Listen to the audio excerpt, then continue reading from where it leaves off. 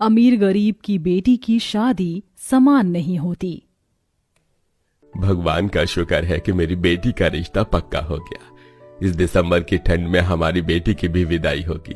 अब तो मैं अपनी बेटी की शादी बहुत अच्छे से करूंगा। अरे लड़के वालों को दहेज भी तो देना है। मैं सोच रही हूँ कि मैं भी कुछ दिन काम कर लूं, फिर हम दोनों पति पत्नी पैसे जोड़कर अपनी बेटी की बहुत अच्छे से शादी करेंगे।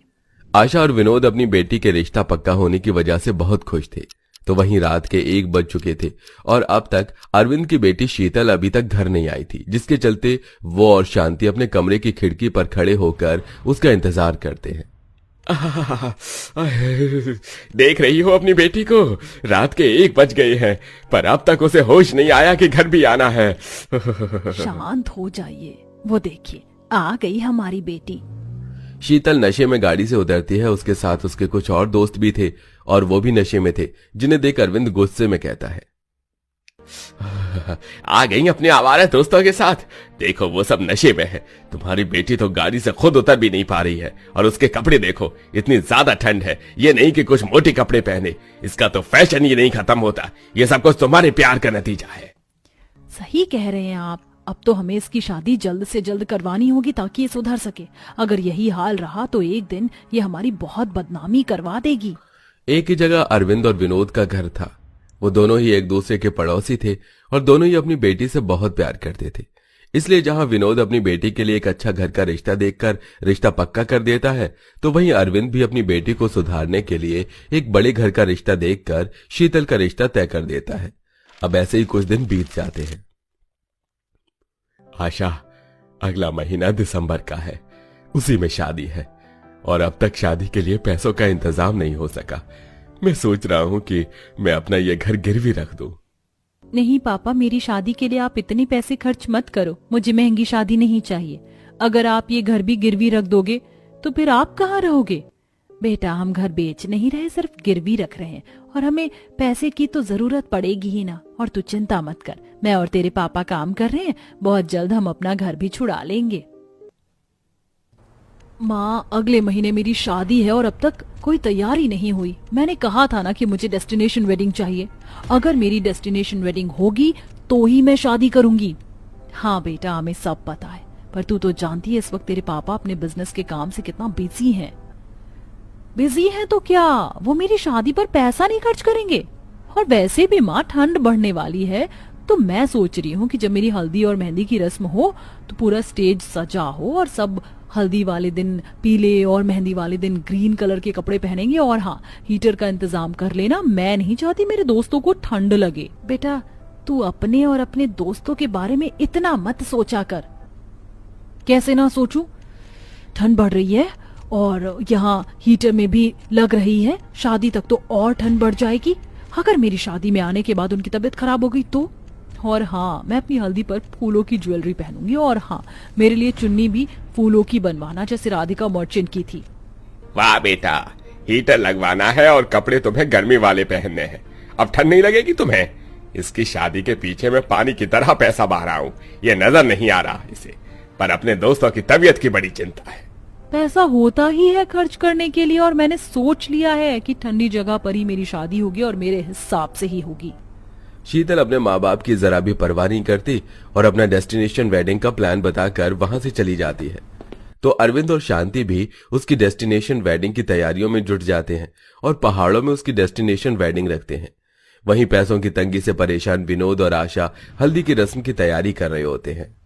माफ करना बेटी, अपनी शादी में सारी लड़कियां हल्दी मेहंदी पर स्टेज लगाती हैं, नाच गाना करती हैं, लहंगा खरीदती हैं, पर तेरी माँ तुझे सिर्फ तेरी हल्दी के लिए ये पीली साड़ी दे सकती है। माँ, मुझे नहीं करना अपनी शादी पर फिजूल खर्च। आप इतना भी क्यों कर रही हो? क्योंकि ये सब बहुत जरूरी है। इतना बोलकर आशा खेत पर चली जाती है और वहां से कुछ हल्दी तोड़ कर लाती है और घर में ही हल्दी पीसती है। देखते ही देखते हल्दी का दिन आ जाता है और उस दिन आशा अपने हाथों से अपनी बेटी के लिए फूलों के गहने बनाती है और बड़ी ही सादगी के साथ उसकी हल्दी करती है। वो वहीं शीतल के माँ बाप शीतल के कहने पर पहाड़ों पर हल्दी के लिए डेकोरेशन वाले को बुलाकर डेकोरेशन करवाते हैं।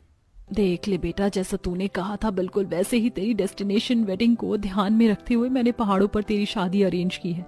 देख, हल्दी का फंक्शन की डेकोरेशन हो गई है, कुछ देर बाद लड़के वाले भी आ जाएंगे, फिर तुम दोनों की हल्दी की रस्म एक साथ होगी। बेटा पहाड़ी इलाका है, ठंड ज्यादा है तो एंजॉयमेंट के साथ ठंड को भी देखना। पापा, लड़कियों को ठंड नहीं लगती। इतना बोलकर शीतल पहाड़ों पर अपने दोस्तों के साथ अपनी हल्दी मेहंदी की रस्म को एंजॉय करती है। सच में यार, तूने तो अपना पूरा लुक राधिका मर्चेंट जैसा ले रखा है, इसमें तो बहुत पैसे खर्च हुए होंगे। मैं अपने माँ बाप की इकलौती बेटी हूँ, मेरे माँ बाप क्या मेरे लिए इतना भी नहीं कर सकते, और वैसे भी हमारे पास पैसे की कमी नहीं है जो हम गरीबों की तरह मेहंदी या हल्दी की रस्म करें। जहां ज्यादा पैसे खर्च करके शीतल पहाड़ों में अपनी हल्दी की रस्म करती है, तो वहीं गरीब निशा अपनी गरीब सहेलियों के साथ अपने घर में ही अपनी मेहंदी की रस्म को पूरी करती है। सुनिए जी, जल्दी से हलवाई वाले को बुला लीजिए और गली में ही टेंट लगवा लीजिए। वैसे अब तक टेंट वाले को तो आ जाना चाहिए था। अरे आशा, वो कह रहा था कि जब तक मैं उसे पूरे पैसे नहीं दूंगा वो आएगा नहीं। क्या? पर उसने तो कहा था कि वो शादी के बाद भी पैसे ले लेगा। ये टेंट वाला और हलवाई वाला हमारे साथ ऐसे नहीं कर सकता। माँ पापा रहने दो, मुझे टेंट नहीं लगवाना। आप क्यों इतना पैसा खर्चा करवा रही हो? हम अपने घर के बाहर छोटा सा मंडप लगवा लेंगे, हमें शादी ही तो करनी है, इतना दिखावा करने की क्या जरूरत है? बेटा, तू इतनी चिंता क्यों करती है? तेरा बाप है तो तू चिंता मत कर, पैसे का भी मैं इंतजाम कर दूंगा। और ठंड देख रही है कितनी ज्यादा है। दिसंबर के महीने में शादी करना बेवकूफी थी मेरी। अब घर में मेहमान आएंगे तो क्या वो कांपते रहेंगे? उनके बैठने सोने का भी तो इंतजाम करना है। अच्छा आशा, मैं सोच रहा हूँ कि लड़के वालों से बात कर लूं, क्या पता वो हमारी परेशानी समझ जाए। पैसे न होने की वजह से विनोद दहेज के पैसे टेंट वाले और हलवाई वाले को दे देता है और शीतल पहाड़ों पर शादी वाला टेंट लगा देख अपने माता पिता से कहती है, माँ पापा, निशा का फोन आया था, बता रही थी कि गली में उसकी शादी हो रही है टेंट लगाकर। पर आप लोगों ने निशा के माता पिता की तरह मामूली टेंट लगवाकर मेरी शादी करने का तो नहीं सोच लिया ना? ऐसा मत करना। और हाँ, मेरे दोस्त कोई ऐसे वैसे नहीं है, उनका खास ख्याल रखना है, क्योंकि ठंड ज्यादा है तो मैं नहीं चाहती कि उनकी हेल्थ के साथ मैं कोई रिस्क भी लूं। तुझे अपने बाप की इज्जत और पैसों की जरा भी परवाह नहीं है। अपने दोस्त यार की चिंता करना छोड़ और अपने ससुराल वालों के बारे में सोच। ससुराल में जाकर ऐसी हरकतें मत दिखाना। माँ पापा को तो हमेशा ही मुझसे मुंह बना रहता है। आप मुझे ये बताओ, आपने कहाँ पर शादी का इंतजाम किया है? यहाँ पर ओपन गार्डन व्यू है ना? और हाँ, कैमरे वाले को बोल दिया है ना कि वो ड्रोन कैमरा लेकर आए, मस्त पहाड़ों में मेरी शादी कैप्चर हो और मेरी बहुत सारी स्लो मो वीडियो भी बनाए। और मेरी एंट्री का क्या? मैंने मिरर एंट्री मांगी थी। अरे देख रही हो शांति, तुम्हारी बेटी ने कसम खा ली है मुझे कंगाल करके ही छोड़ेगी। इससे कहो इसके हिसाब से ही हो रही है इसकी शादी। अब जल्दी से तैयार हो जाए और स्वेटर भी पहन लो। हमने जहां पर वेडिंग प्लान किया है वहां पर बर्फ गिर रही है और अभी निकलना है ताकि टाइम पर पहुंच सके। यहाँ से होटल से थोड़ा दूर है। इतना बोलकर पूरा परिवार अपना सामान पैक कर लेता है और कुछ ही देर में वो लोग अपनी गाड़ी से अपने डेस्टिनेशन पर पहुंच जाते हैं। तो वहीं दूसरी ओर मोहल्ले में ही निशा की शादी की तैयारी होती है। देखते ही देखते गली में ही लगे टेंट और मंडप में निशा हंसते हंसते शादी करके अपने ससुराल जाती है। तो वहीं दूसरी ओर शीतल की डेस्टिनेशन वेडिंग होती है, जहां वो अपने पति के साथ बहुत सारे फोटोशूट करवाती है। इस तरह उसकी शादी होती है। शादी का काम खत्म करके अरविंद अपने मोहल्ले में आता है और गाड़ी से जैसे ही उतरता है तो उसे विनोद दिखता है और वो विनोद की खुशी देखकर उससे बोलता है, भाई इतने कम पैसे में तुमने अपनी बेटी की शादी बहुत अच्छी करी और कर्ज में डूबने के बाद भी तुम खुश हो। और एक मुझे देखो। भाई साहब, मैंने अपनी बेटी की शादी अपनी औकात से बढ़कर जो की है, बस मेरी बेटी ससुराल में खुश रहे। विनोद के चेहरे का सुकून देखकर अरविंद शीतल को लेकर परेशान हो जाता है और अगले ही दिन निशा की सास विनोद को कॉल करती है और निशा की खूब तारीफ करती है। तो वहीं दूसरी ओर शीतल की सास अरविंद को कॉल करके खूब खरी खोटी सुनाती है। शांति एक विनोद की बेटी है जिसने शादी से पहले भी अपने गरीब पिता के चेहरे पर मुस्कान रखी और शादी के बाद भी उसने अपने माता पिता का नाम रोशन किया। पर एक हमारी शीतल ने शादी से पहले भी हमें परेशान किया और शादी के बाद भी हम उसे लेकर आज भी परेशान हैं। इस अमीर गरीब की डेस्टिनेशन शादी से मुझे एक चीज समझ आ गई है, शादी में पैसा कितना ही क्यों ना खर्च कर दे बाप, पर बाप की इज्जत बेटी के हाथ में ही होती है। जानकी अपनी बेटियों की शादी की शॉपिंग करने के लिए बाजार में निकल पड़ती है। उसके पास 2 ट्रक होते हैं। सबसे पहले वो अपनी सगी बेटी के लिए दहेज के सामान में फर्नीचर खरीदने जाती है। भाई साहब, मुझे सबसे महंगे वाला फर्नीचर दिखाइए। ऐसा फर्नीचर होना चाहिए कि जब मेरी बेटी के ससुराल वाले फर्नीचर देखें तो उनकी आंखें फटी की फटी रह जाएं। अच्छा बहन जी, महंगा तो चलेगा ना? आप अपनी दुकान का सबसे महंगा वाला फर्नीचर निकालिए, पैसों की चिंता ना कीजिए। अरे ओ राजू, कहाँ है रे?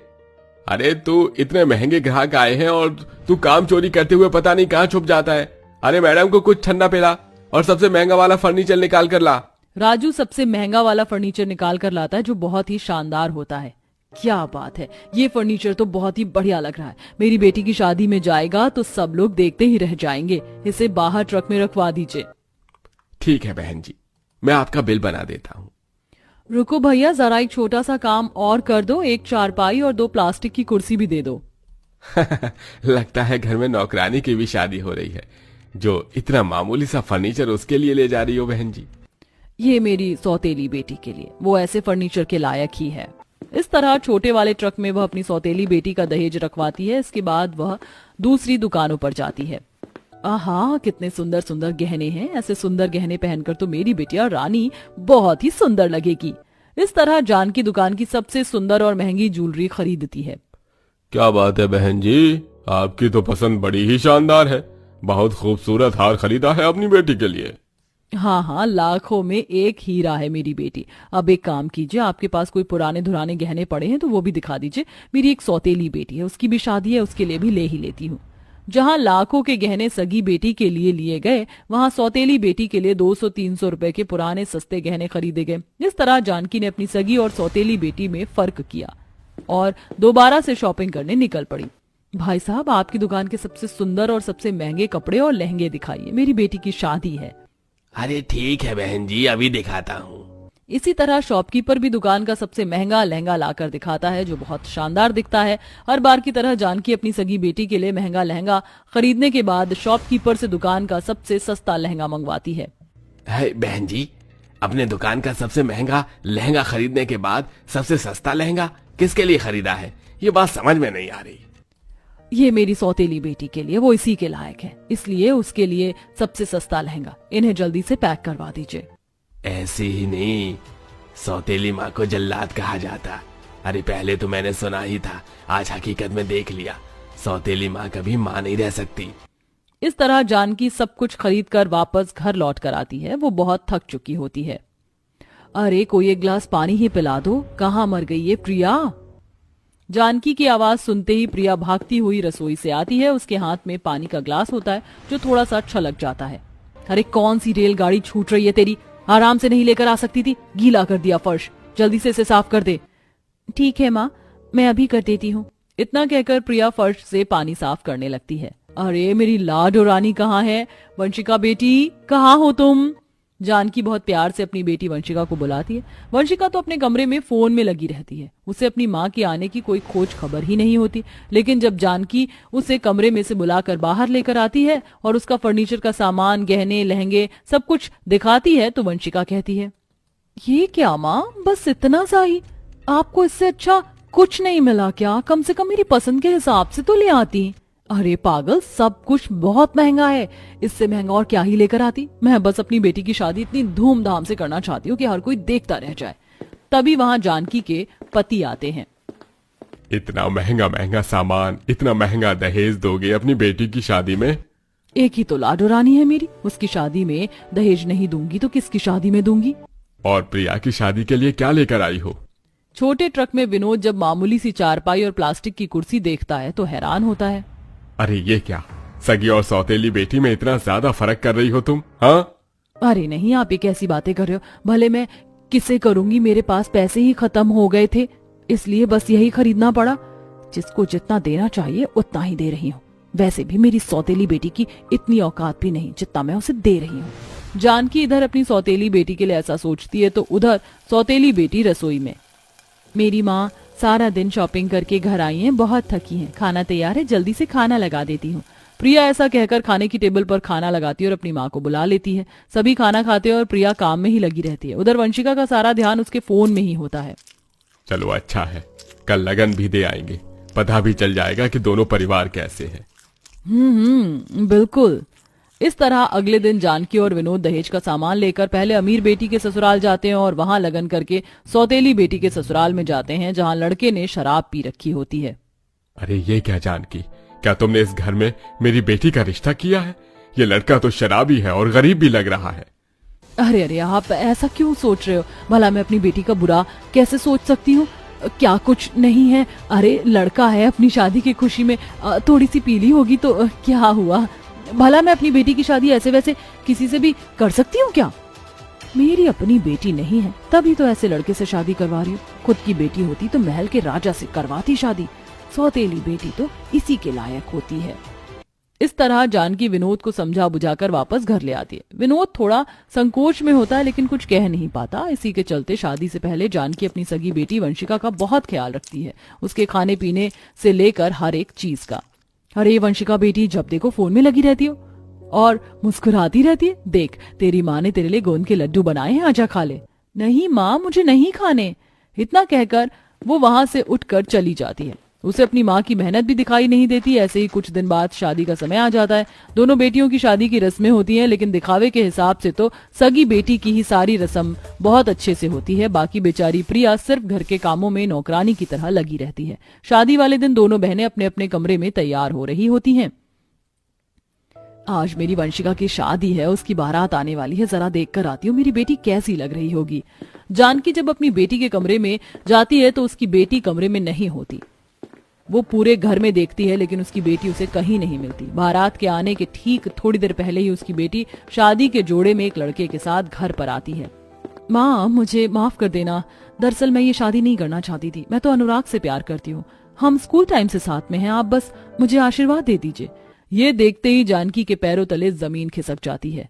हे भगवान, ये क्या अनर्थ कर दिया तूने वंशिका? क्या कुछ नहीं सोचा था? मैंने तेरे लिए लाखों का दहेज खरीदा। मैंने इतना सब कुछ करने के बाद तूने मेरे किए धराए पर पानी फेर दिया। तू ऐसा कैसे कर सकती है? तू तो मेरा ही खून है ना बेटी। अभी भी कुछ नहीं बिगड़ा, मेरी इज्जत की लाज रख ले, बारात आने वाली है। उफ, मैंने ऐसा ही कुछ सोचा था कि आप ड्रामा करोगी। करती रहो, मैं तो जा रही हूँ अपनी जिंदगी की शुरुआत करने। वंशिका वहां से अपने पति के साथ चली जाती है और बेचारी जानकी फूट फूट कर रोती रह जाती है। उसे रोता देख प्रिया से देखा नहीं जाता। माँ, अपने आप को संभालो, सब कुछ ठीक हो जाएगा, हौसला रखो माँ। देखा जानकी, तुमने जिस सगी बेटी को तुमने सीने से लगा कर रखा, जिसके दहेज के लिए तुमने अपना सारा पैसा खर्च कर दिया, आज वो सब कुछ छोड़कर यहाँ से चली गई और तुम्हारी सौतेली बेटी अभी भी तुम्हारे साथ खड़ी है। प्रिया की तरफ देखकर जानकी को अपनी गलती का एहसास होता है। मुझे माफ कर दो बेटी, मैंने तुम्हारे साथ बहुत अन्याय किया। तुम्हारे लिए शराबी पति ढूंढा, फिर भी तुमने एक शब्द नहीं कहा। आज मुझे अपनी गलती का एहसास है और अपनी गलती सुधारने के लिए अब मैं तुम्हारी शादी उस लड़के से करूंगी जिससे मैंने वंशिका के लिए चुना था। कुछ ही देर में बारात आ जाती है। जानकी अपनी सौतेली बेटी की शादी अमीर घर के लड़के से करवा देती है। यही नहीं, वो सारा दहेज का सामान बहुत प्यार और प्रेम से अपनी सौतेली बेटी को देती है। इस दहेज पर तुम्हारा हक है बेटी, और अब से मैं तुम्हें यह एहसास कभी नहीं होने दूंगी कि तुम मेरी सौतेली बेटी हो। ये सुनते ही प्रिया की आंखों में आंसू आ जाते हैं और वह अपनी सौतेली माँ को गले से लगा लेती है और इसी के चलते वह खुशी खुशी अपने ससुराल के लिए विदा हो जाती है। उस दिन के बाद जब भी प्रिया अपनी सौतेली माँ से मिलने आती, जानकी उसे अपनी सगी बेटी से भी ज्यादा प्यार करती।